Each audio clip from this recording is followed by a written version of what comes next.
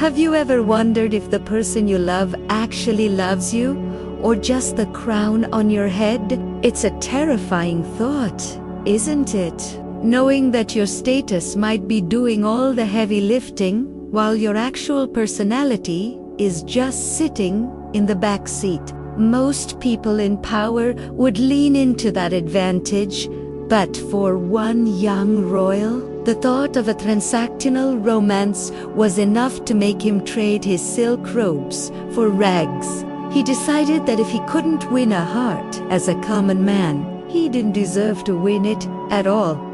Now, picture this. A prince named Andon standing in his palace, staring at a portrait of Princess Rosalind. He's completely head over heels, but he's stuck in his own head. His loyal companion, Figaro, who is basically the voice of reason, we all need, calls him out on it. He tells the prince that if he isn't going to actually do something about these feelings, he shouldn't even be holding her picture. It's a bit of tough love, but it works. Andon decides then and there that he's going to win her over. But there's a catch. He's going to do it undercover. No royal guards, no fancy titles, just a man and his friend on a mission. Figaro tries to give him one piece of advice. Please, whatever you do, don't use your own poetry.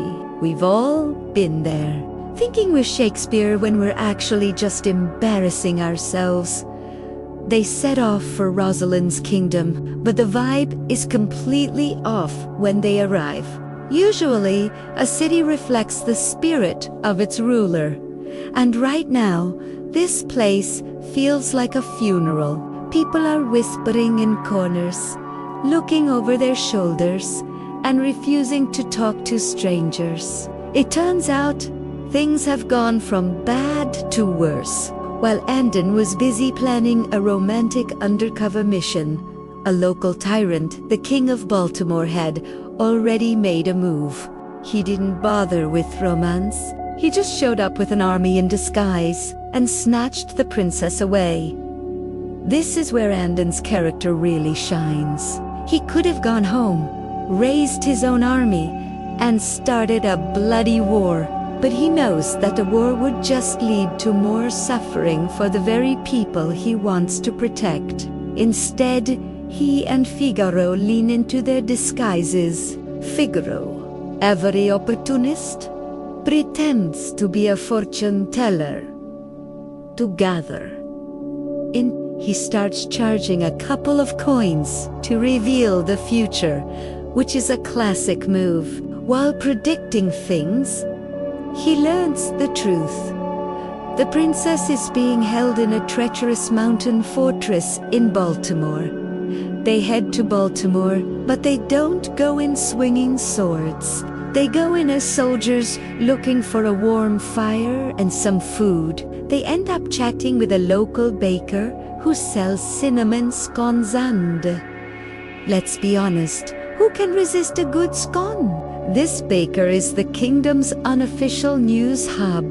He lets slip that the King of Baltimore is basically a joke. He's kidnapped the princess, but he has no idea how to make her actually like him. Even his own soldiers are starting to think he's a bit of a coward. Andon sees his opening. He realizes that the most powerful weapon isn't a catapult. It's a seed of doubt. He starts talking to the other soldiers, not as a prince, but as a man of honor. He asks them, does a real man abduct a woman, or does he win her heart? You can see the gears turning in their heads. They know their king is in the wrong. And suddenly, the King of Baltimore isn't just dealing with a kidnapped princess. He's dealing with a potential mutiny. The King of Baltimore is desperate. He's being rejected by Rosalind in front of his entire court, and he is losing face. So, When two wizards show up claiming they have a spell to turn a woman's heart, he's all ears. Of course, the wizards are just Andon and Figaro in another set of clothes. They convince the king to let them see the princess. Climbing they'll use musical spells to fix everything. When they finally get into her chamber, Rosalind is ready to bite their heads off. But then Andon drops the act for a split second. He tells her who he is and why he's there. They aren't there to cast a spell. They're there to stage a breakout. But they have to be smart about it. They tell the king that the spell is working, but for it to stick, he needs to throw a massive porridge banquet for every single person in the kingdom. Porridge, because it's the perfect distraction.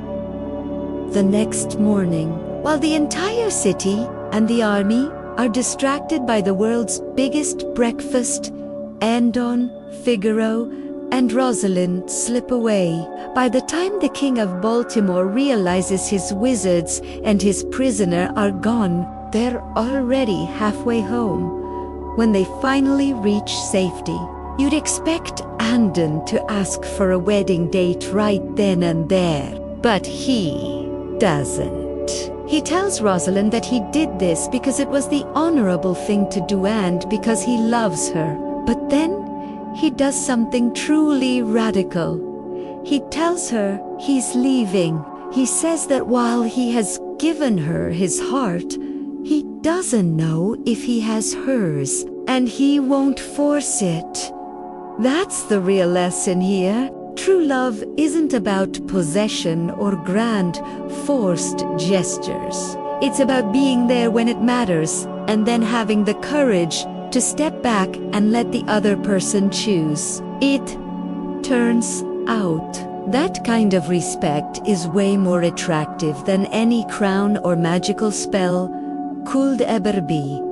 The world watched in silence as Prince Andon walked away from the very woman he had just rescued.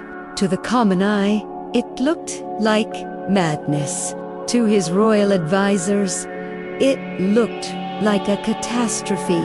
They watched as their prince returned to his golden kingdom, but instead of celebrating his victory, he spent his days wandering the high cliffs, staring toward Princess Rosalind's lands. You see, they say love is blind, but usually that means we ignore the red flags. For Andon, it meant being blind to his own survival. He became so consumed by the thought of whether Rosalind would choose him freely that he began to lose touch with his royal duties. His ministers were baffled. Here was a man who had successfully infiltrated the most dangerous fortress in the world. Yet now, he couldn't even focus on a simple decree. One morning, the blindness of his love took a radical turn. Andon stood before his court and made an announcement that sent shockwaves through the empire. If she does not love the prince, he declared, then this wealth has no purpose. A crown that cannot win a heart is just a heavy piece of metal. He didn't just say it. He acted on Italiano. In a move that local legends still whisper about, Andon ordered his servants to open the royal vaults. He lay down on the emerald green grass of the palace gardens, staring at the clouds, completely lost in a daze of devotion. While he lay there, his confused workers began hauling out chests overflowing with gold coins, shimmering diamonds, and ancient jeweled crowns. Under his orders, they began distributing this immense wealth to the poor and the needy who gathered at the palace gates. The viziers were in a state of absolute panic. They paced around the prince as he lay on the grass, pleading with him to stop. Your Highness, you are bankrupting the lineage. You are giving away the history of our people." But Andon only smiled, his eyes fixed on the horizon. To him, the gold was just a distraction. He believed that if he stripped away every layer of his royalty, he became as poor as the commoners he had lived among in Baltimore, then perhaps, just perhaps, any message he received from Rosalind would be for him and not for his treasury. He was intentionally blinding himself to his power to see if love could find him in the dark. Days passed. The palace was quieter, the gold was gone, and the prince remained a man of the earth, waiting. Then, a lone rider appeared. It wasn't a royal messenger in silk. It was a simple traveler.